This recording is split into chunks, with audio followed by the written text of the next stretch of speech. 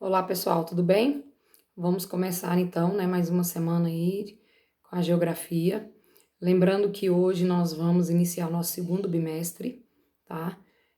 O conteúdo que nós vamos trabalhar nesse segundo bimestre é a industrialização, né? Lembrando, vamos só relembrar um pouquinho aqui do que foi o nosso conteúdo até agora. Primeiro, eu falei para vocês sobre a relação do homem e natureza, como que o homem se apropria dessa natureza, né? E a primeira forma de apropriação foi a agricultura, né, e todas as suas técnicas. E agora nós vamos falar de outra forma de apropriação, que é a industrialização, tá bom?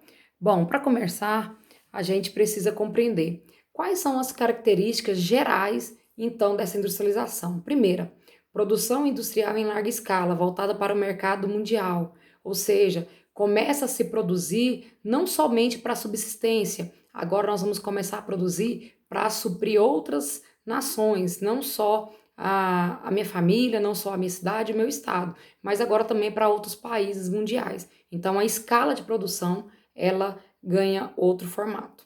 A segunda característica é a especialização das tarefas, né? Então o trabalhador agora ele vai começar a ganhar então uma nova formação para que ele compreenda como é a forma de produzir. Então ele vai ter que se profissionalizar, ele vai ter que estudar para então conseguir acompanhar as indústrias. A terceira, uso intensivo de máquinas, ou seja, a mecanização da indústria. A indústria ela vai ganhar então uma mecanização mais complexa, né, para chegar até na tecnologia que nós conhecemos hoje. A quarta característica, né, principal aí é a relação social, né? Então, ou seja, a burguesia com o proletariado. Quem é a burguesia? Os grandes industriais, as pessoas mais ricas. Proletariado são os trabalhadores. Então, vai começar a exigir então uma maior relação entre a burguesia e o proletariado. Outra característica, né, geral importante é o sistema econômico, ou seja, o capitalismo industrial. Capitalismo, o que vem a ser o capitalismo?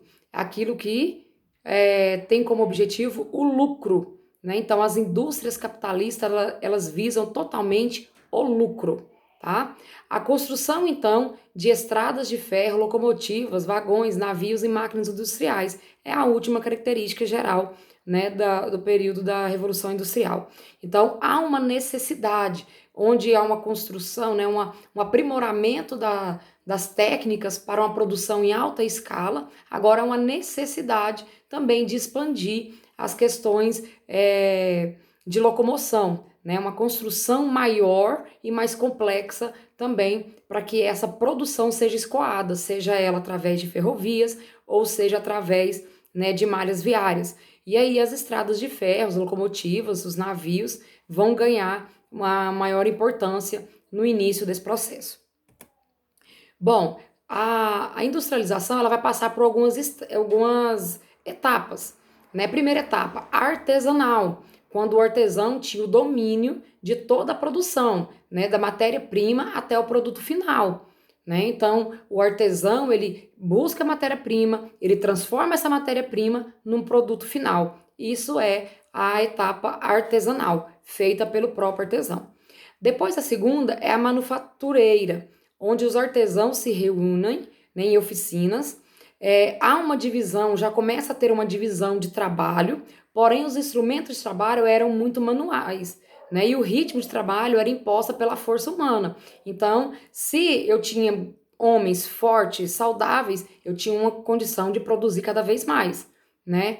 Então, a manufatureira é uma das etapas onde o homem ele se reúne, começa a se organizar, né, numa forma de trabalho, mas ele ainda usa sua mão de obra totalmente para produzir.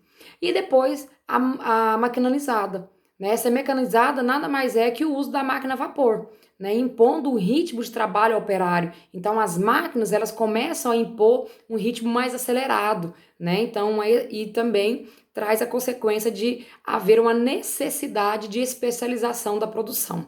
E aí eu posso citar para vocês nessa última, né, da mecanizada, aquele filme do Charlie Chaplin, né, onde ele trabalha, né, e ele fica dando os tiques dele é um documentário muito importante, foi feito há tanto tempo atrás e até hoje é tão atual, né, mostrando a evolução do homem por conta dessa transformação das indústrias, tá?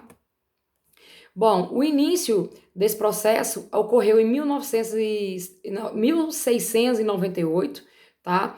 Quando Newcomen inventou uma máquina para drenar a água acumulada nas minas de carvão, né? Patenteada somente em 1705 por James Watt, foi a primeira máquina movida a vapor. Então, esse processo de mecanização acontece em 1698, mas que vai ganhar força a partir de 1705.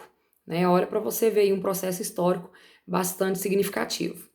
Quem foi o pioneiro, né, na industrialização? O pioneirismo, né, ele ficam a cargo dos ingleses. Né? Por que os ingleses, professora? Porque foram os ingleses que tinham maior acúmulo de capital, né? Eles trabalhavam com a lei do cercamento, ou seja, eles cercavam as terras, se apropriavam e trabalhavam nessas terras, né? A disponibilidade da mão de obra, né? Uma mão de obra barata e até escrava. Eles tinham grandes jazidas de minérios, né? Eles eram donos dessas grandes jazidas que traziam, de certa forma, muita riqueza. Eles tinham a supremacia naval, ou seja, eles dominavam essa área naval, e o desenvolvimento tecnológico. Né? Então, eles têm todo um amparato, toda uma base para dar, então, a continuidade e o desenvolvimento, então, desse processo industrial. Então, os ingleses são os pioneiros nessa revolução industrial. Muitas pessoas acreditam que são, por exemplo, que é os Estados Unidos que foi pioneiro, né, na industrialização, e não foi, foram os ingleses, a Inglaterra, tá bom? Os Estados Unidos depois ele vai ganhar uma imponência. Bom, nós vamos falar então das fases da Revolução Industrial.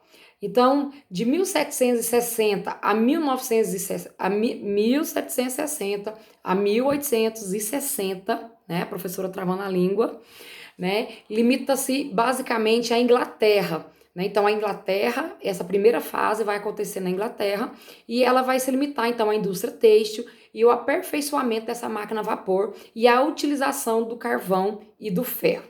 Tá? Então, essa primeira fase que vai de 1760 a 1860.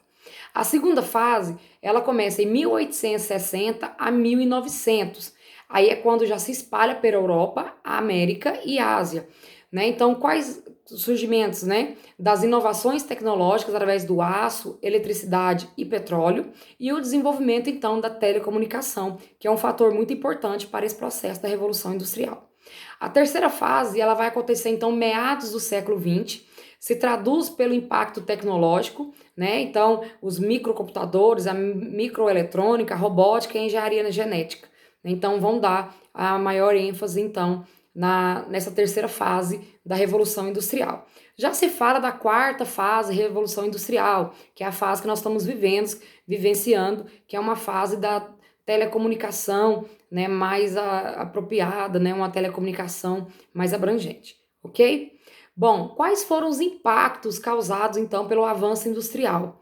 Né, trabalho infantil, muita criança foi trabalhar nessas indústrias, né, com condições subhumanas. Trabalho feminino, a mulher começou a ser inserida então a essas indústrias. E altas jornadas de trabalho. Então, o trabalhador trabalhava 12, 15, 20 horas dentro dessas indústrias. Lembrando que condições subhumanas, eles não tinham condições nenhuma de trabalho, tá? Porque o industriário, ele pensava somente no lucro, ele não pensava no bem-estar do seu funcionário. Né? Então, o que aconteceu aí? Lutas de classes, né? Então, houve grandes conflitos através, né, querendo ganhar, então, esse reconhecimento das classes. Então, houve grande luta de classe entre o proletariado e o burguês. Né? A formação, então, né, dos movimentos cartistas, né? Esses movimentos onde as pessoas começaram a usar imagens para mostrar realmente como que o homem estava sendo trabalhado, sendo tratado, na verdade, dentro das grandes indústrias. Né? Mas aí surgiu também novas concepções. Né? Quais seriam essas concepções? Né? Uma das teorias que, de modo geral, significava a sociedade capitalista é o liberalismo econômico. Né? O que era esse liberalismo econômico? Então, Adam Smith, né, ele dizia que as riquezas das nações, ele falava que a nação valia pelas suas riquezas, né? Então, tinha nações que tinham maior riqueza, então ela tem mais poder e ela tem como, então, de uma certa forma, reinar sobre as outras demais. Surgiu também a teoria de Thomas Malthus, né? A teoria malthusiana, que ficou conhecida. Né? Ele falava sobre um ensaio sobre os princípios da população, onde ele dizia que a população crescia num ritmo mais acelerado do que a produção de alimentos. Tá? David Ricardo, né? Os princípios da economia política. Né? Então, a política começa agora também a chamar atenção nesse sentido. Então, correntes políticas que criticavam a exploração dos trabalhadores e as injustiças sociais, conhecido então como socialismo utópico, né? Então, Stalin, né, Simon, ele vai ser um dos grandes socialistas falando nesse sentido, tá? Então, esse socialismo científico, né, de Karl Marx, é onde ele trabalha a dialética, ou seja, a conversação da sociedade com a natureza e falando dessa transformação que o homem estava trazendo sobre essa natureza e da natureza sobre esse homem. O modo de produção, ele fala, né, que a sociedade possui uma base material representada pelas forças econômicas e pelas relações sociais de produção sobre esse espaço e as lutas de classe, né, em termos sociais, o motor da história. Então, o que moveu essa história foi essa luta de classes.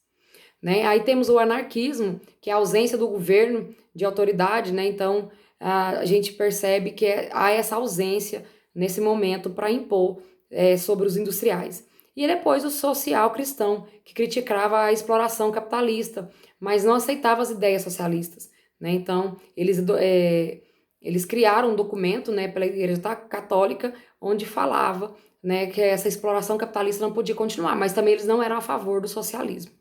Ok? Bom, pessoal, essa foi então, né, o início do nosso trabalho falando sobre o capitalismo industrial, né, sobre essa revolução industrial. Espero que vocês tenham gostado. Na próxima aula a gente vai aprofundar cada dia, cada aula um pouquinho mais, né, sobre esse assunto. E não deixe de fazer as atividades, porque são elas que vão concretizar o conhecimento de vocês, tá ok? Grande abraço, até a próxima aula, pessoal!